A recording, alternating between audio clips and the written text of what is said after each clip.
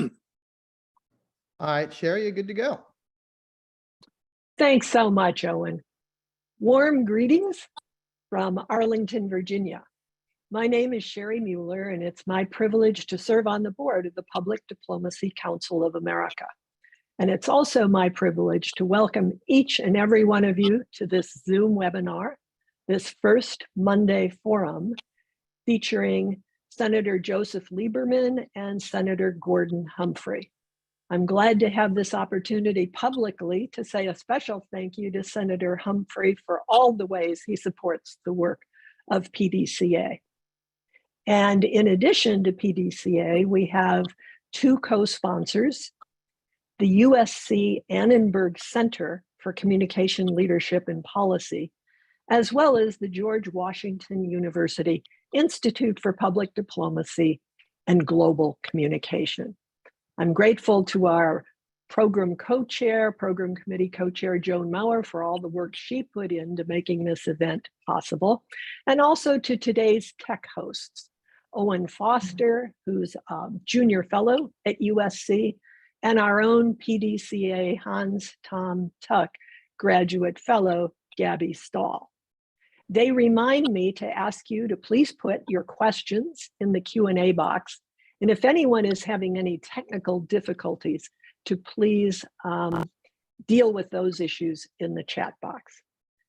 The PDCA mission is to promote excellence and honor achievement in the professional practice, the academic study, and advocacy for public diplomacy.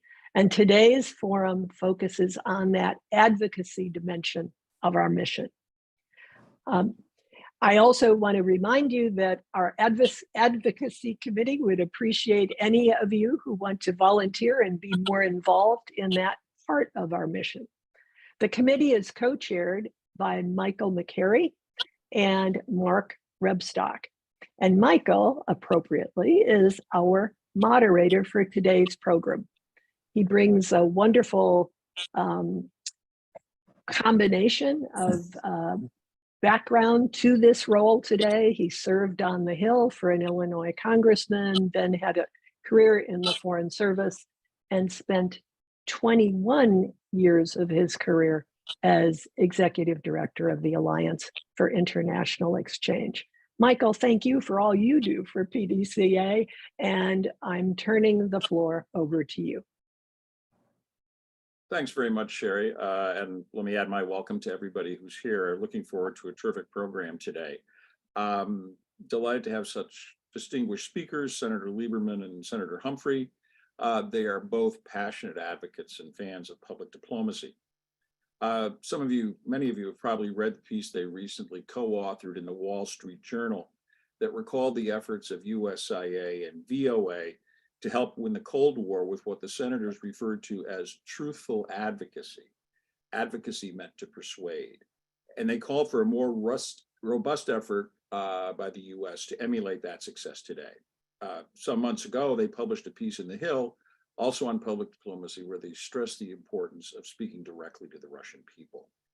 These are obviously critically important topics, and we're expecting a very robust discussion today. So would encourage all of you to add your questions to the Q&A box, and we will come to those later in the program. We're going to start with some opening comments by the senators, and then we'll have a little talk here with a few questions from me, and then we'll open it up to all of you. Senator Lieberman, would you like to start? Thanks, Michael.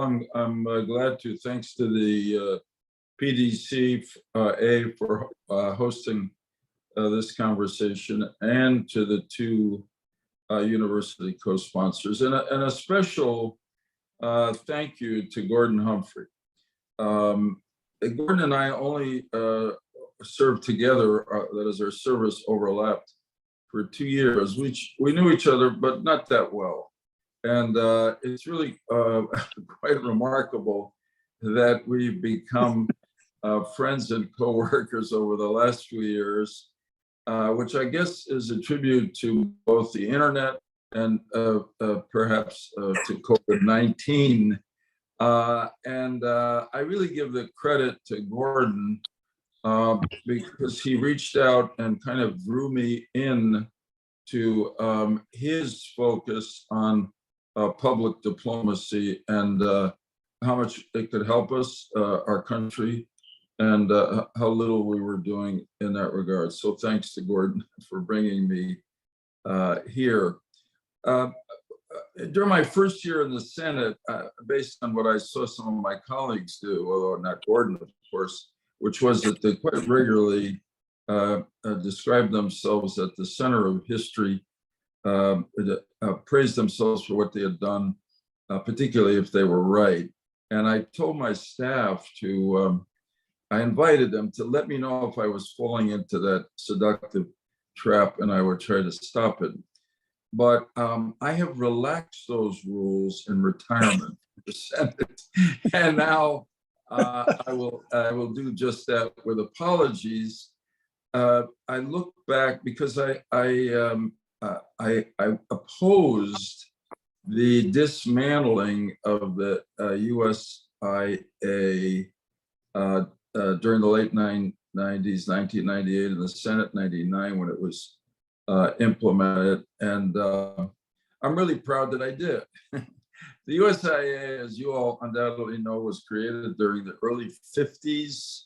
It was very much seen as part of our strategic package, along with the military and economic strength during the Cold War.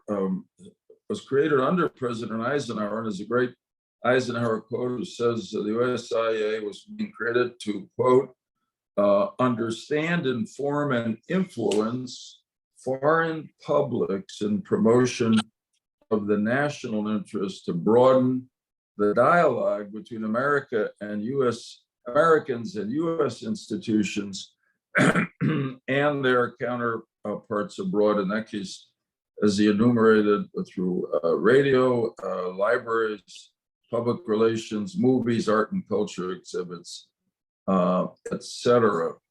And what obviously happened during the late 90s was that our former colleague, Senator Jesse Helms, among others, decided that since the Cold War was over, and I'm simplifying with apologies here, the USIA was really not necessary. There is some writing and recollection from that period that Senator Helms was really focused on the Arms Control and Disarmament Agency and the USIA, that his first target really was Arms Control and Disarmament Agency, but that proved more resilient and resistant, but he nonetheless was quite effective in the, I would say, the disarmament of the USIA.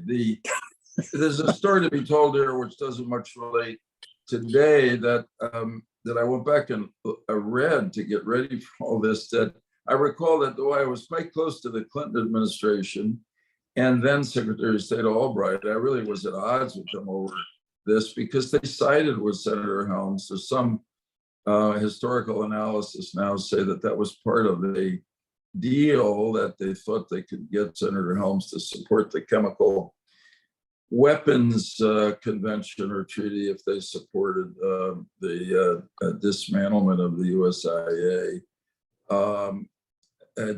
I suppose, see, and this is more of the sausage making that goes on Capitol Hill, sometimes for good and sometimes for bad. But I think we really suffered as a result of what happened there. I mean, the reality is that just a couple of years after this, came 9/11/01, and we certainly could have used a more aggressive public diplomacy component of our government and foreign policy into the Muslim world, where we were trying to counter the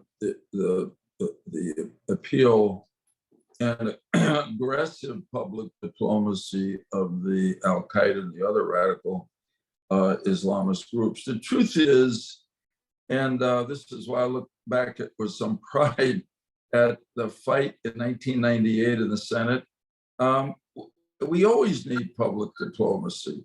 It's at the heart of what we're about. we always say, or often senators say, American foreign policy is at its best when our values and ideals are at the center of that foreign policy. And to me, that's an important part of public diplomacy, to convey to not just government to government diplomacy, but to convey to foreign publics what we're about and what we hope for them in their own lives, particularly if they're unfortunate enough to live in an autocratic or totalitarian society. And it's never, the world is far from perfection, so that we can always use that public diplomacy factor in our foreign policy. The change that was adopted, including the Undersecretary of State for Public Diplomacy, which was supposed to play an important role, never quite worked out. As Bob Gates said a while ago, and I quote from a op-ed he wrote in the Washington Post in April, "We have, however, seriously neglected other," he talked about the fact that we're facing the challenges from Russia and China, and I would add Iran, which require military and economic strength, but also non-military strength.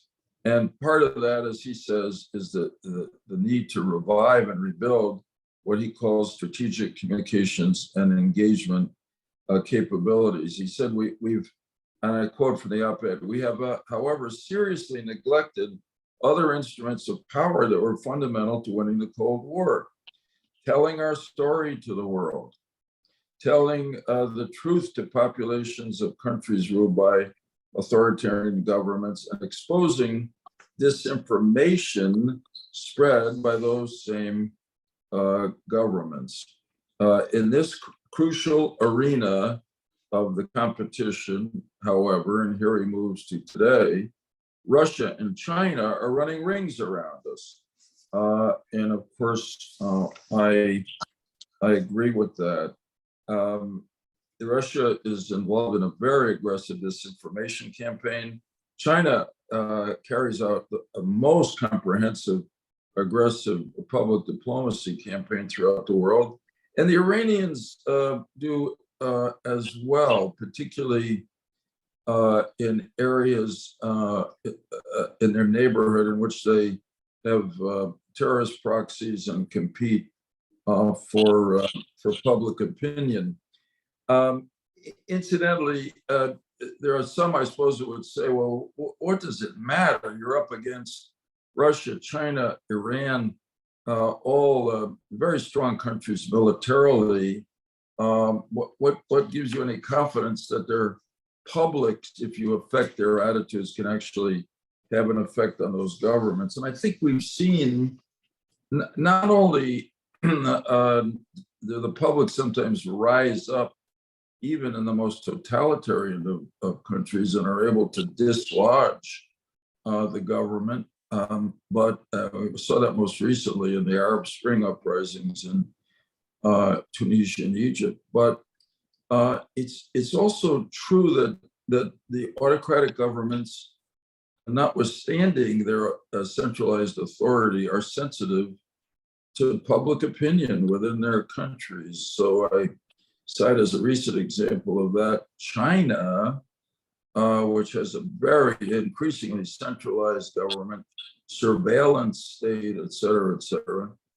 But when the Chinese people got fed up with the government's zero COVID policy and went out into the streets and began to protest, I'll be damned. Xi Jinping flipped it all around and pulled that policy back. The same is true in Russia with the current unpopularity of the war in Ukraine, and even in Iran with the protests that are quite widespread and continuing after the murder of Mahsa Amini, the young woman, last fall. The government fears the people of Iran, I think, more than they do any other country.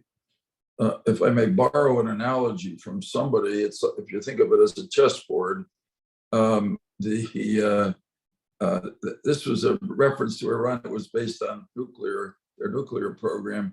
The nuclear program is the queen, but the king is the regime. And the king will only give up the queen if the king himself is threatened.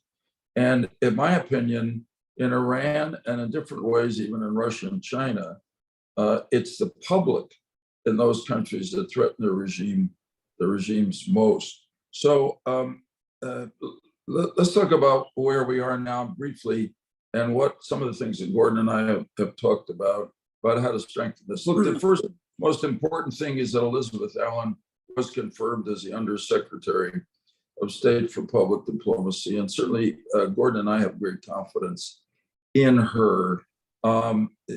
Right now, by one count, in the federal government, there are 14 agencies and 48 commissions that deal with public diplomacy.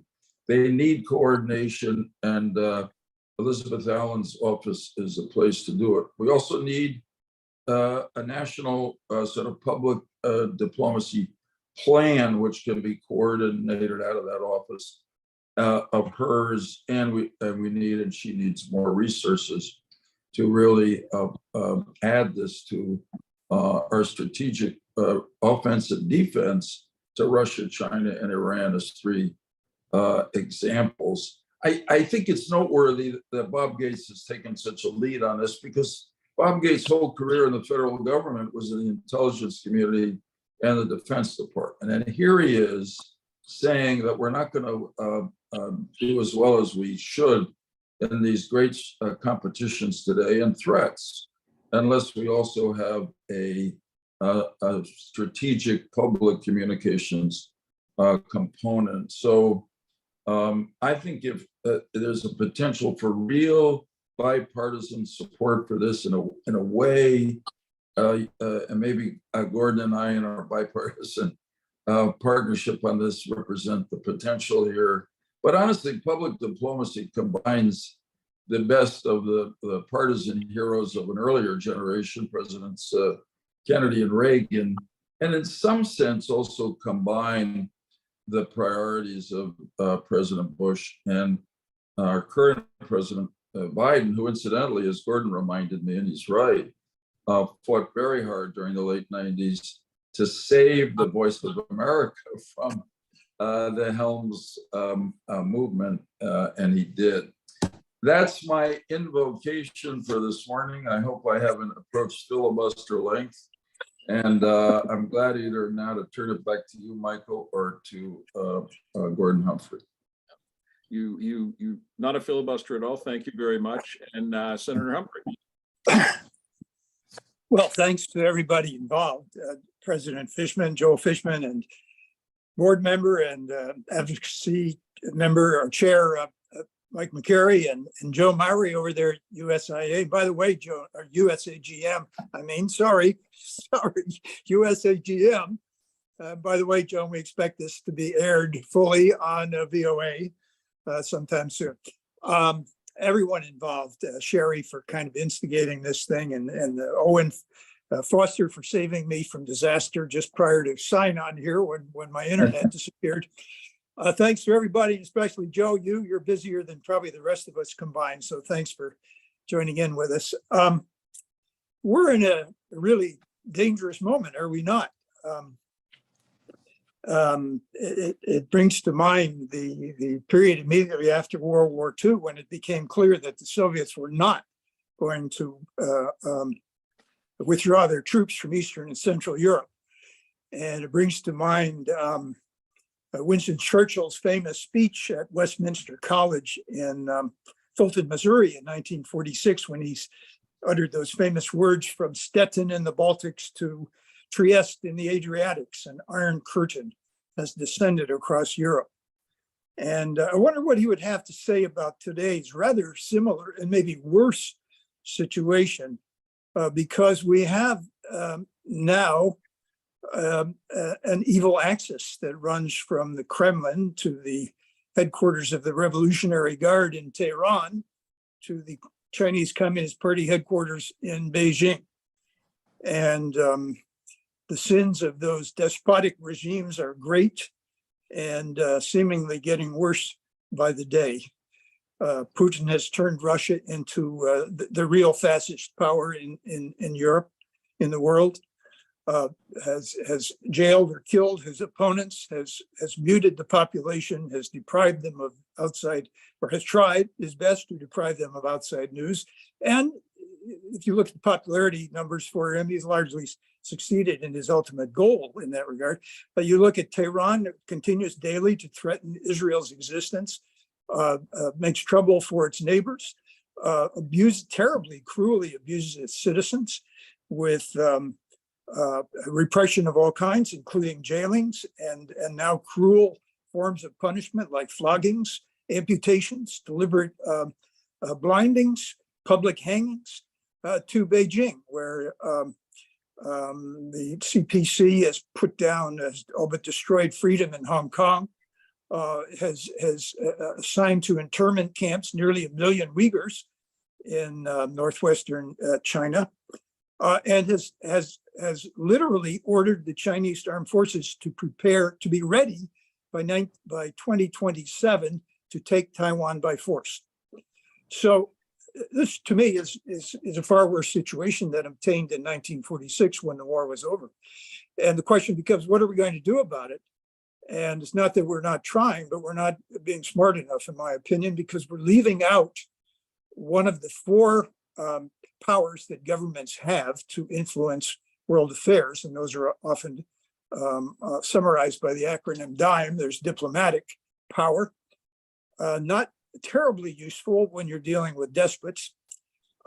There's information. We'll come back to that in a moment.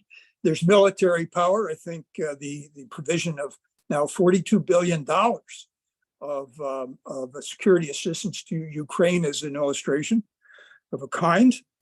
And the expansive sanctions applied to Russian individuals and organizations are an example of economic power. But getting back to poor old where is I in all of this?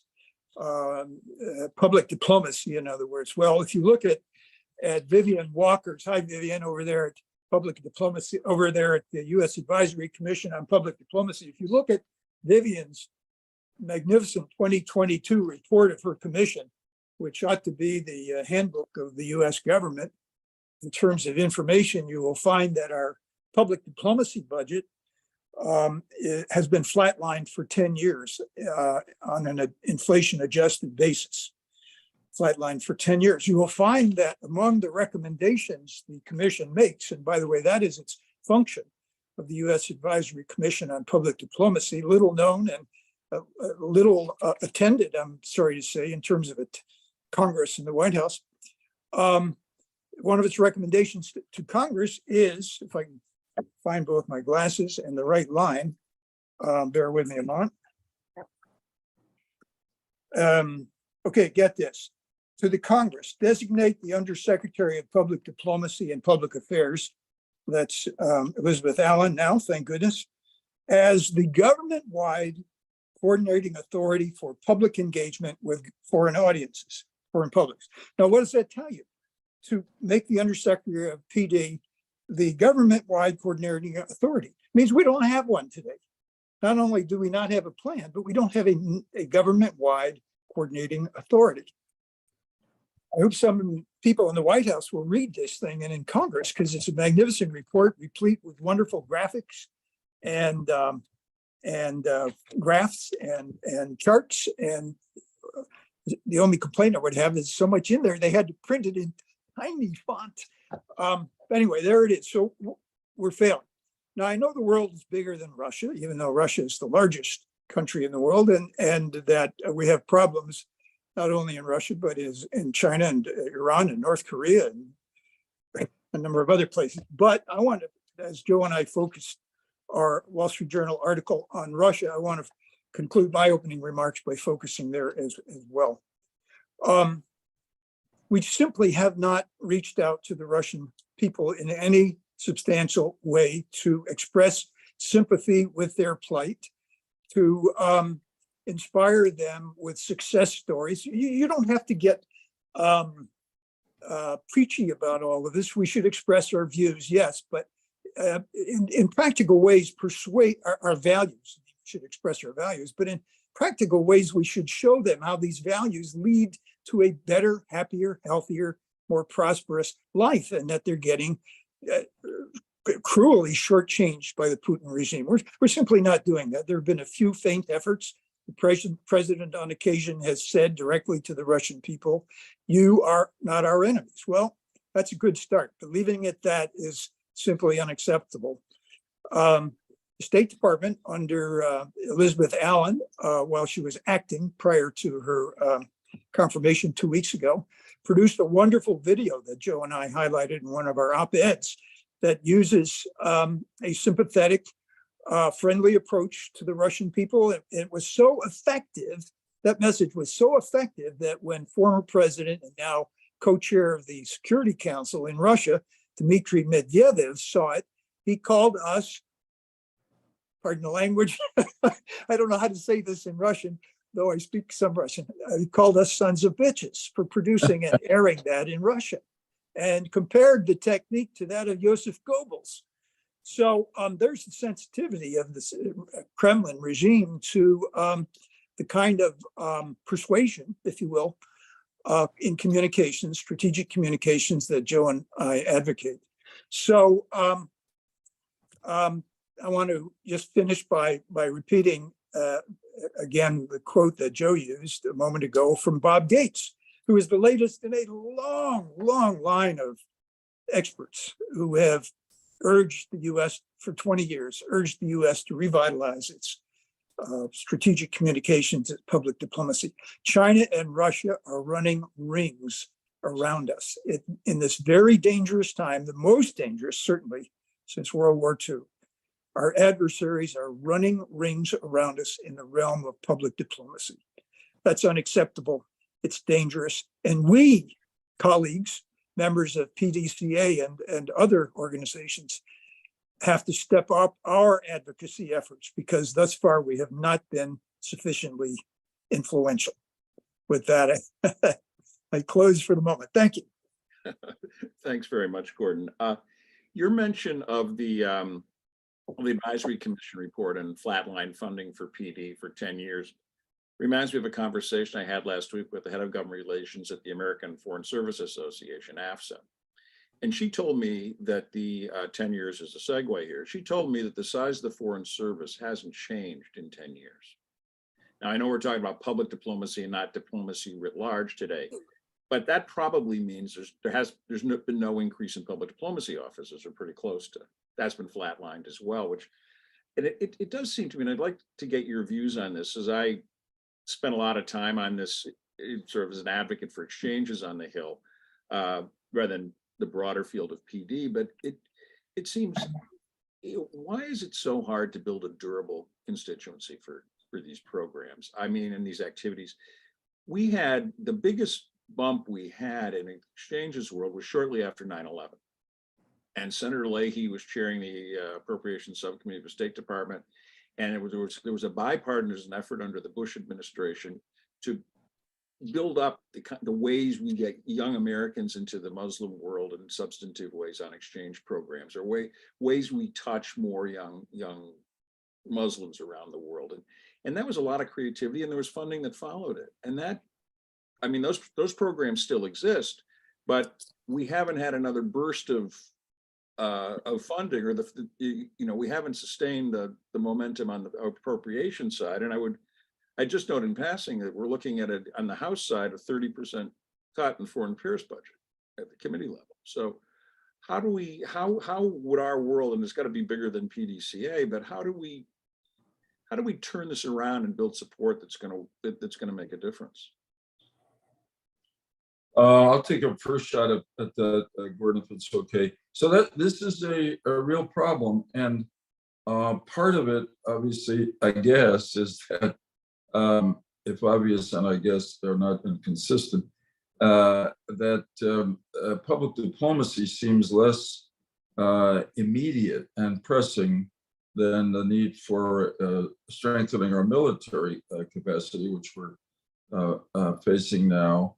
And maybe some people are ambivalent about the return on the investment, but what it would take to really improve our public diplomacy functions of the U.S. government in dollars is so small compared to what is spent every year and will be spent next year, the years ahead, more money for defense, that really the return on it is well worth it. But it slips. And I think the other thing here, to go back to the sausage making and practicality, public diplomacy needs some advocates outside of the government and inside the Congress. In other words, there's obviously a whole defense industrial complex that advocates for more defense spending. There is also sort of the media coverage ongoing of any gap in our military capacities, as is going on now in this whole discussion about whether we're running out of munition and their munitions can't really do enough to support the Ukrainians, and therefore President Biden has authorized the cluster bombs. So we've got to try to develop a constituency. I gather PDCA doesn't lobby, but individually, I bet a lot of you know members of Congress. And look, the ideal would be, and maybe Gordon and I should really take this on, is to try through Elizabeth Allen and the White House to get the president to lead on this.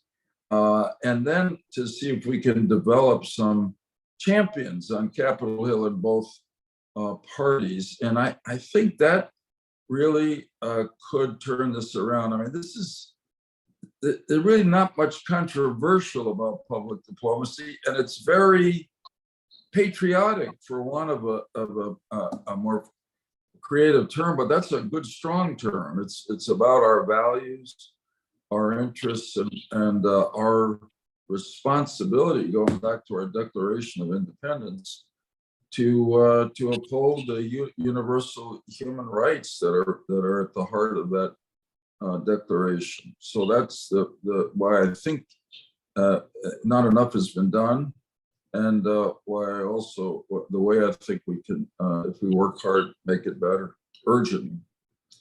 Over to you, Gordon. Thanks, Joe. Well, it's the $1 billion question, because it's not $1 million question, because we need billions. So it's a $1 billion question you posed, Mike. Let's start with lobbying. First of all, 501c3s are permitted by the IRS to lobby, providing lobbying does not constitute a substantial part of their activity. Unfortunately, the IRS doesn't define the word substantial, but there are case law, shall we say, that delineate what that means. So we need to be involved in lobbying. So do all the other organizations, and more to the extent possible, which is a great deal more than so far, as I understand it. And so do the other organizations who are like-minded. The second side of that, the other side of it, another side is meeting with members of Congress, developing a constituency. I don't think public diplomacy is ever going to have the constituency of, say,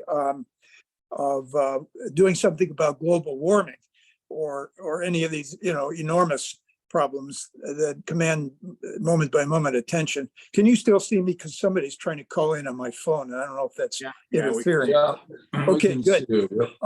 So, for example, Congress is going to take the whole month of August off for so-called home work period. So let's make them work. And there's little time.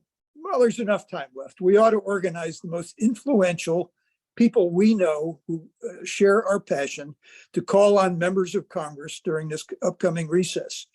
That should include, in terms of influence, political campaign contributors. That's easy to find. That kind of information is easy to find. This might sound a little cynical, but it's the way the world works. If you include among such delegations some of some of the financial supporters of that members of Congress, you're going to get extra attention, I assure you. So there's another. And the third thing I would say is we need to get a lot more creative about use of the new communications technologies. Not only social media, but the promotion of social media, targeting that media. In other words, getting your latest postings put up in front of people whose demographics indicate they will take an interest.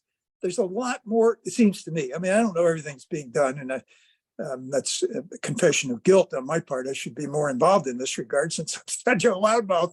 But I think we can be doing a lot more with social media, and especially the promotion. Not just posting, but and posting regularly and with good stuff, but promoting it. And for those of us who are too old, this has been explained to me recently by some young whippersnappers, that promoting means you pay the Instagram, for example, the host, to pop up your latest posting in front of those persons whose demographics indicates they'll take an interest. That's what promoting means. It's paid advertising, but it's pretty darn cheap. I've done some of it. It's pretty darn cheap. So lobbying, more lobbying, organizing delegations of influential members to persons to visit citizens, to visit members of Congress during homework periods, and let's make them work, and more creative use of the most modern technology. The same advice, of course, the latter advice goes to the US government, and that's the main point that Joe and I are trying to make.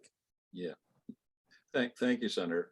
I noticed the clock's moving along. Owen, do we have some questions from the audience? Yeah, we have a couple, and we'll jump in with the few that we have. But if you have more, keep putting them in the chat. Yeah, thank you both for some great comments so far. We'll continue on with some audience questions. This one comes in from Daniel Robinson, who writes that USAGM and its networks have a history going back to World War II, and these taxpayer-funded entities are clearly part of the U.S. national security soft power structure. They clearly advocate for the United States, though they operate broadly on the First Amendment principles. However, in recent years, concerns have mounted about the extent to which USAGM and its taxpayer-funded journalists undertake advocacy journalism, which itself is a violation of their journalistic best standards and practices. In a recent town hall, VOA officials specifically stated that advocacy is a big problem and signaled that there would be a renewed crackdown on advocacy in its agency content.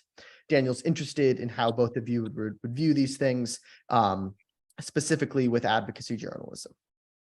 I'm going to yield to Gordon, who has thought a lot about this, to start the answer. Well, Daniel Robinson has raised a very good question. I'm glad he did, because it offers an opportunity to dispel, perhaps to some extent, some misunderstandings.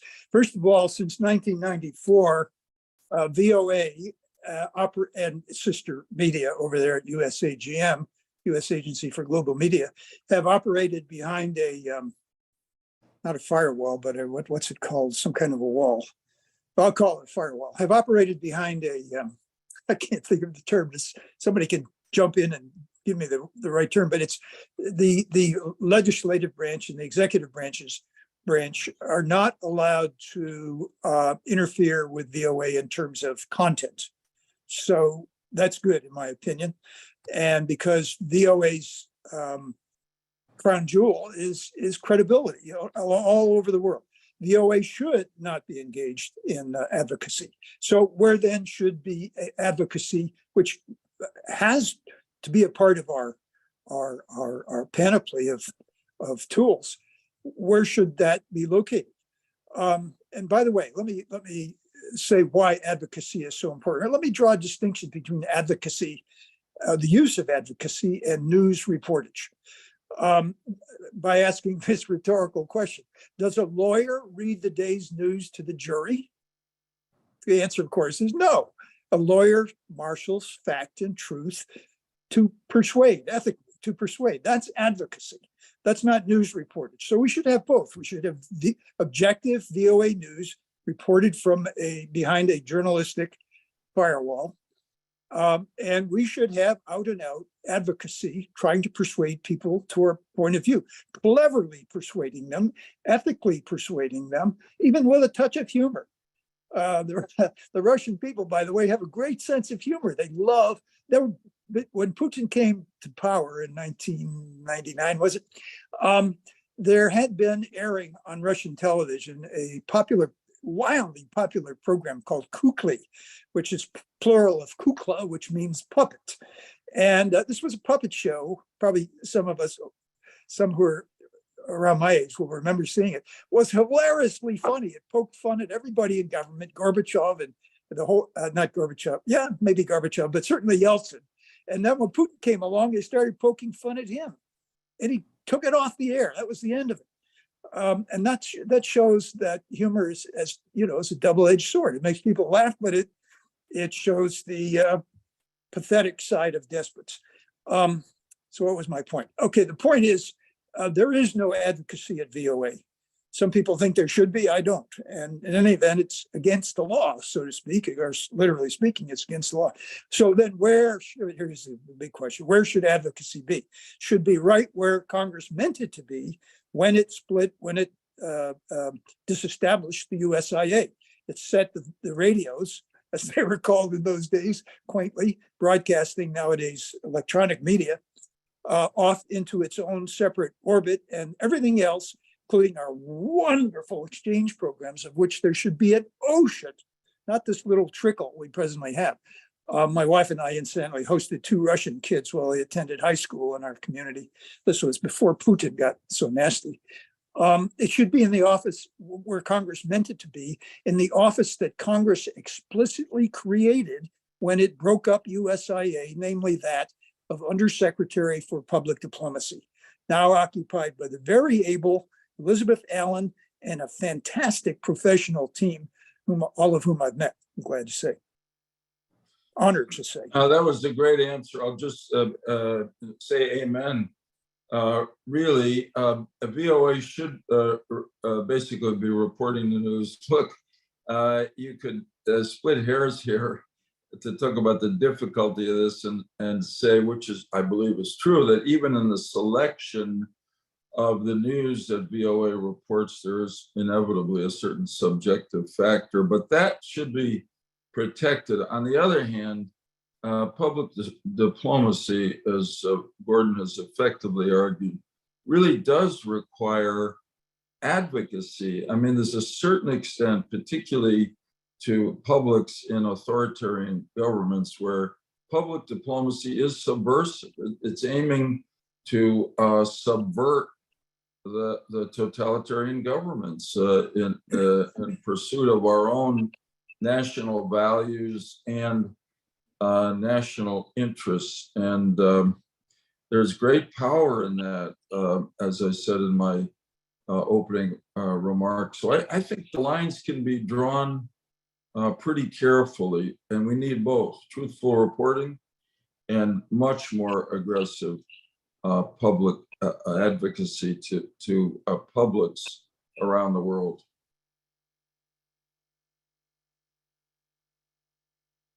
All right, we will keep moving on here.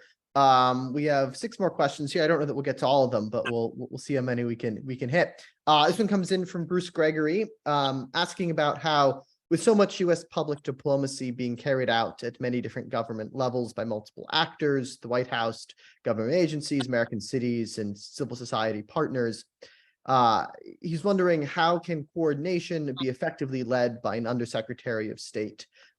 He says that he doesn't think it has worked well over time, and might strategic direction by the NSC, grounded in new authorities, hold promise as an alternative model? Yeah, good question, and it might. I think Gordon and I feel that there's an interesting statistic, if I've got this right, that for 40% of the time since the office of Undersecretary of State for Public Diplomacy has existed, there has not been a Senate confirmed occupant of that seat. Wow, that's an unforgivable situation. Shows the way, to use Bob Gates' term, in which the public diplomacy function has been allowed to atrophy to our great damage. So I personally feel that we've got a really first-rate person in Elizabeth Allen going into this position. She worked with President Biden when he was vice president, so that gives her a kind of access to the Oval Office. And I think to the extent that the president can empower her to be that coordinating place, as I mentioned, I think it was 14 different agencies and an enormous number of commissions that work in this field. You can't have it that way.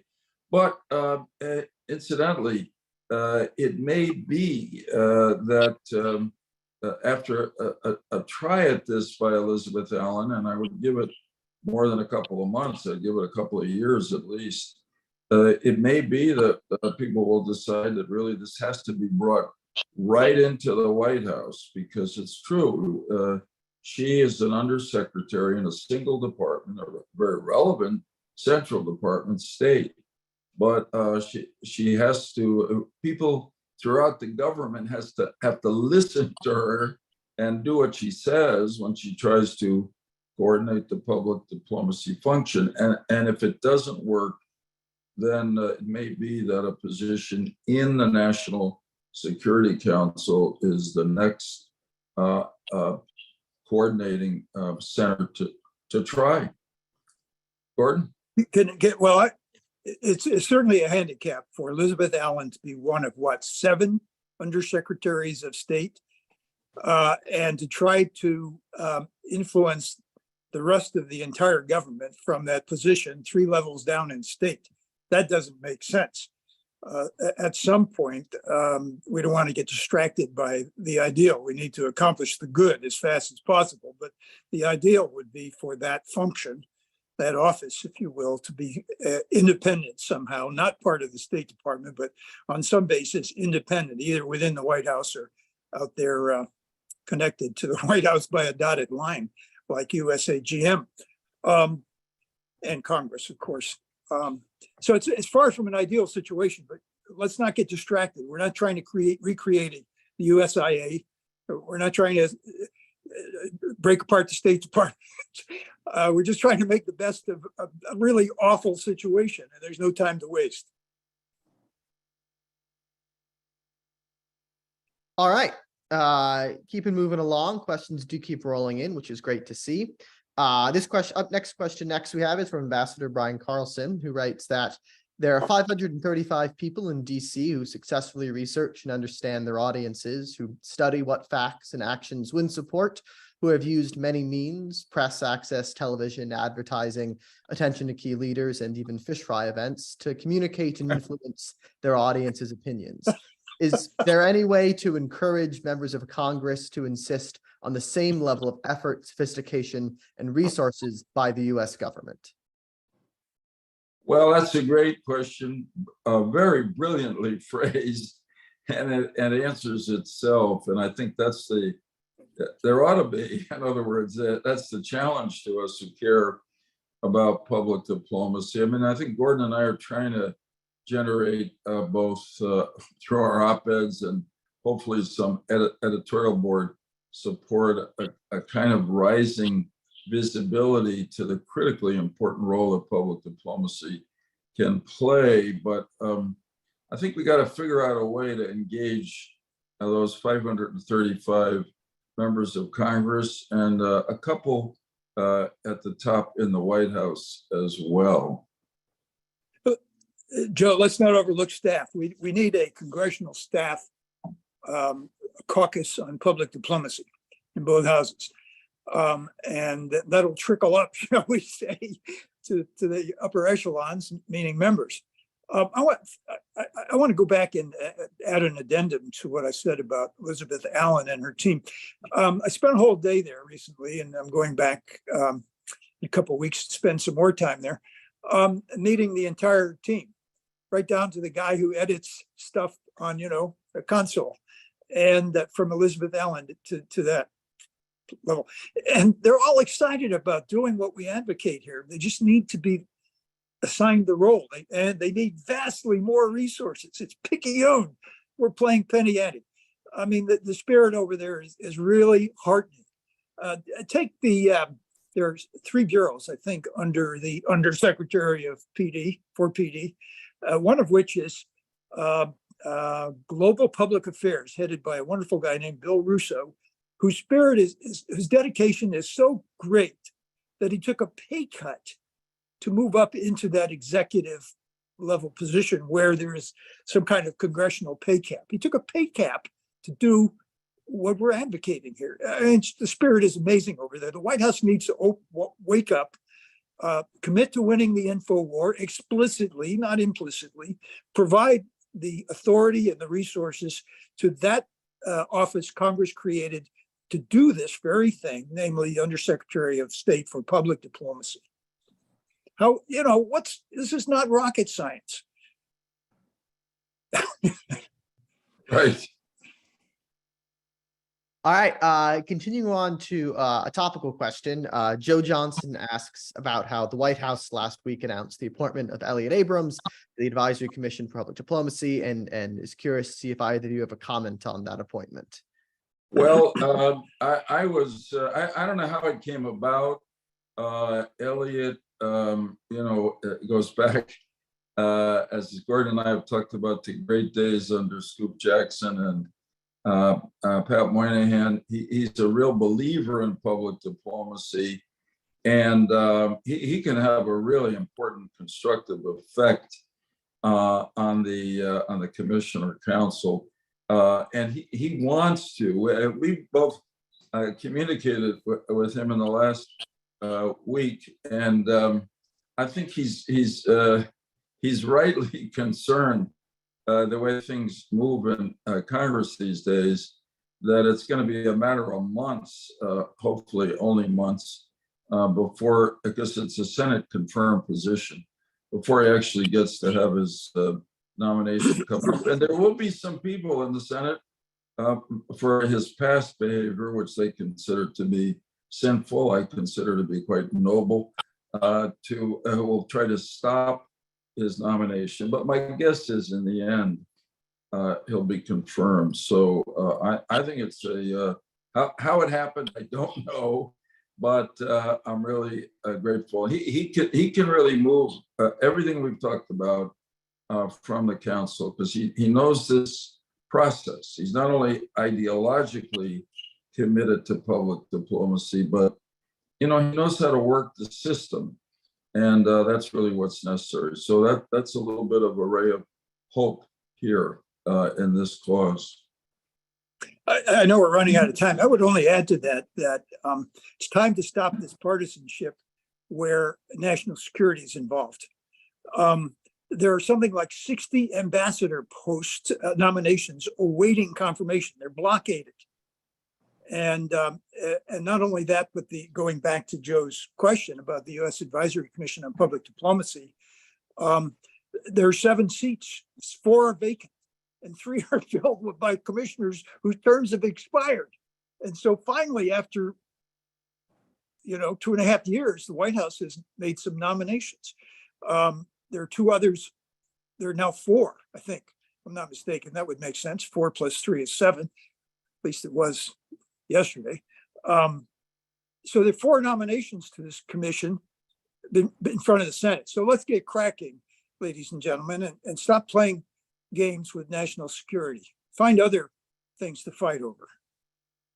Hey, Gordon, I just asked my artificial intelligence app, and 4 plus 3 still is 7. Glad to hear it. I'm glad. We have time for one last question here to answer briefly. Comes in from Lynn Wheel, who starts off by saying many thanks to both Senators Humphrey and Lieberman for engaging in this topic today, and of course for your service for the country for over the years. She asked that if you could please address the importance of demonstrating the value of public diplomacy programs to U.S. national security when addressing members of Congress and their key staff, And to your minds, what's the best way to demonstrate it? Gordon? Whew, we don't have enough time to address that, but let me go back. Let me touch on public exchanges. I mean, people-to-people exchanges. We've dwelt on advocacy and news. There's such wonderful programs. My wife and I hosted 2 young Russians under our roof while they attended high school. And we've remained friends with their families now for decades. And one of them just got lucky and won the State Department lottery green card. And now he's emigrated with his young wife, living near us, and delighted to be here, looking forward to becoming citizens. And their relatives, here's the important part, their relatives back home, one of whom is an active duty Army officer.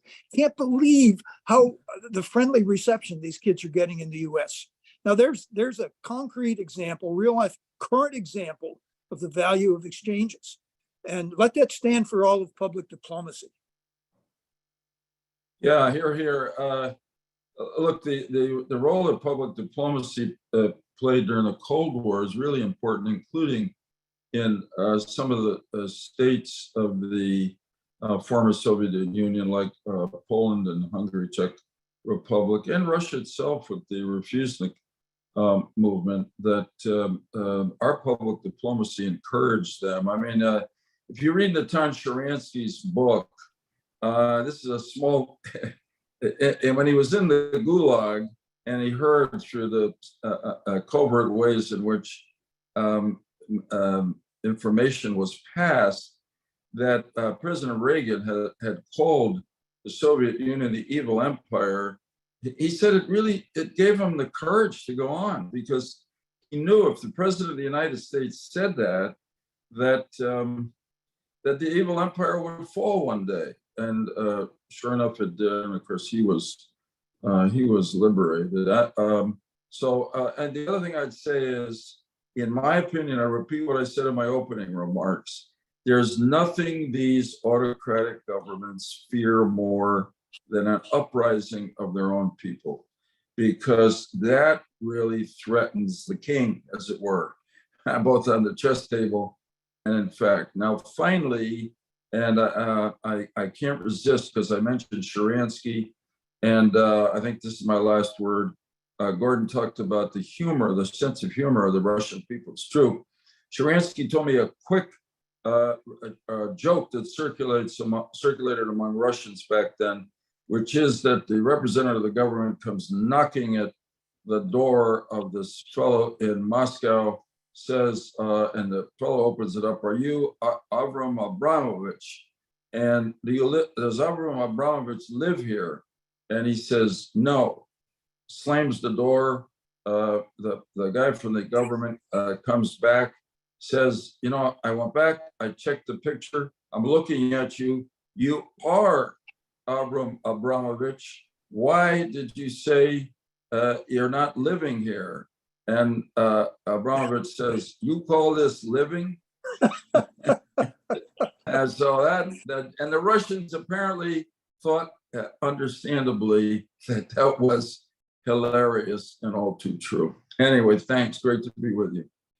Thank you for the closing anecdote there. And thank you to the audience for some terrific questions and our senators for some great answers. I'm going to hand it over now to PDCA President Joel Fishman for some closing remarks. Thank you, Owen. Thank you, Michael and Sherry. Senators, you've given us a lot to build on, and this conversation will continue over the next several months. Thank you. I'm sorry, go ahead. Sorry to interrupt. I just said thank you, Joel. Senator Humphrey, we know we will continue to benefit from your experience and expertise in your role as a member of PDCA's Advocacy Committee. And we know that you're not going to let us off the hook. Senator Lieberman, we hope you will continue to take an active interest in PDCA and offer your good counsel as we campaign for better funding, staffing, and appreciation for the value of public diplomacy. I will, and Gordon will also not let me off the hook. Well, thank you again. Everyone, join us on August 7 when First Monday features Kate Wright, discussing her new Oxford University Press book, Capturing the News, Trump and the Voice of America. Dr. Wright is an associate professor of media and communications at the University of Edinburgh. She is a former BBC journalist who specialized in flagship news and investigative documentaries. She now researches how different political economies shape the production of international news. Look for registration information or email me at president@publicdiplomacy.org. That's president@publicdiplomacy.org. First Mondays are brought to you by the USC Annenberg Center on Communication Leadership and Policy, the GWU Institute for Public Diplomacy and Global Communication, and the Public Diplomacy Council of America. Enjoy the summer, everyone. We will see you on August 7th. Thank you.